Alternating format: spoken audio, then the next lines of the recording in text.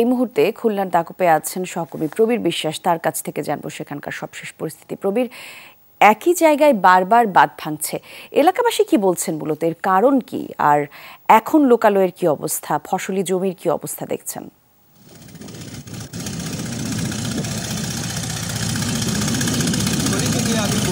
ইউনিয়নের জায়গাটিতে আমরা দাঁড়িয়ে আছি, এটি কোনারাবাদ এলাকায়, যেটি গোনা নামে পরিচিত। সেই জায়গাটির বাঁধ প্রথমে পরশুদিন যে জোয়ারটা হয়, অর্থাৎ এই সময়ে যে জোয়ারটা এখন দেখতে পাচ্ছেন, এবং যেটি একটি খরস্রোতা নদী, Redmi 13 স্টাইল বানাই দুনিয়া কাঁপায়, যে বলা হয় ঢাকি নদী। এই নদীর একদম পাড় ঘেঁষেই কিন্তু বেড়িবাঁধটি, সেটি আমরা দেখানোর চেষ্টা করছি। এবং সেই বেড়িবাঁধের যে ঘোনা নামক জায়গাটি, সেখানে পরশুদিন এই জোয়ারে প্রথমে ফাটল ধরে, তারপর আস্তে আস্তে ভাঙন শুরু হয়। তখন থেকেই কিন্তু পানি উন্নয়ন বোর্ডের সদস্যদের, এখানকার যারা স্থানীয় জনপ্রতিনিধি, এলাকার যারা সুধীজন, তারা জানিয়েছে, কিন্তু সেটি তারা কর্ণপাত করেনি বলে তারা অভিযোগ করেছে।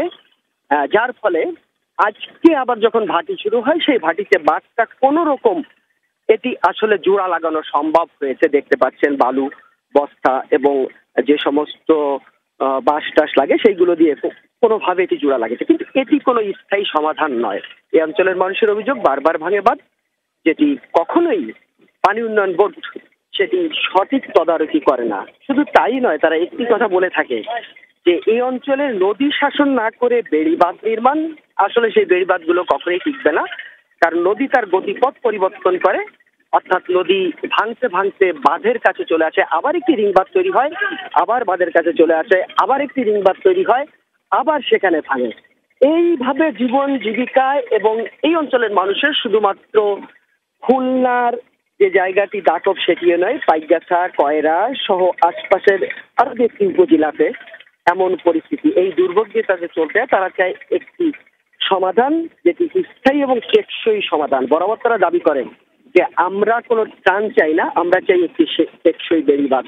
সেই বিষয়টি তারা আবার নতুন ভাবে, বর্তমানে যে অন্তর্বর্তীকালীন সরকার রয়েছে, সেই সরকারের কাছে, সরকার প্রধান এবং যিনি এই মন্ত্রণালয়ের দায়িত্ব আছে, সেই উপদেষ্টার কাছে কিন্তু তারা আবার শক্ত বেড়িবাঁধ।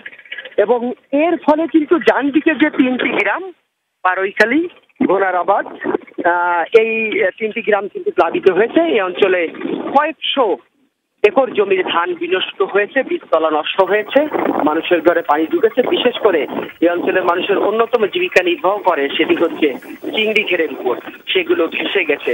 অর্থাৎ নতুন ভাবে আবার তাদেরকে শুরু করতে হবে। সেজন্য তাদের আবেদন একটি টেকসই বেড়িবাঁধ। বর্তমান অন্তর্বর্তী সরকার সেটি দেখবে বলে তারা প্রত্যাশা করে। ধন্যবাদ আপনাকে প্রবীর।